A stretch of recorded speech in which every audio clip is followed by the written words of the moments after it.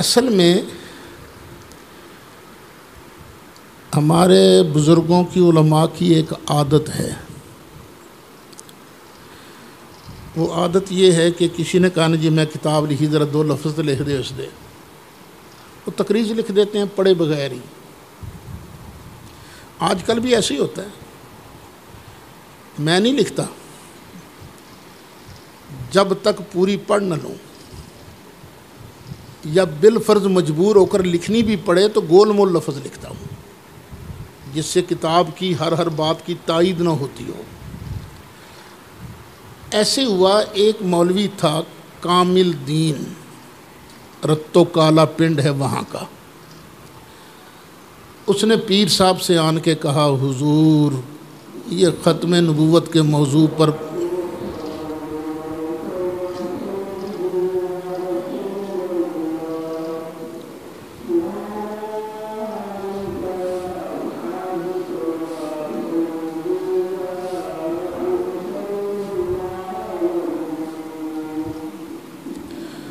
حضور یہ ختم نبوت کے موضوع پر بڑی لاجواب کتاب ہے، مہربانی کر کے تقریر لکھ دیں.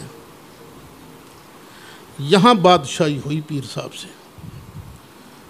انہوں نے لکھ دیا، میں نے اس کتاب کو پڑھا، جتنی بار پڑھا ہر بار نیا لطف اور سرور حاصل ہوا. لکھ دیا. وہ جب پڑھا نا شور،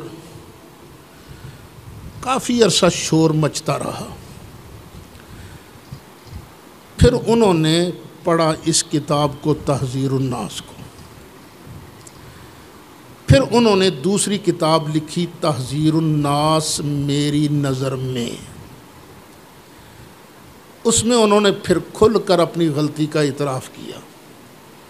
میں نے اعتبار کر کے نا تقریر لکھ دی تھی، لیکن جب شور پڑا میں نے اس کو پڑھا تو مجھے اندازہ ہوا کہ اعلیٰ حضرت مولانا احمد رضا خان فاضل بریلوی نے اس کا تعاقب کر کے احسان فرمایا ہے.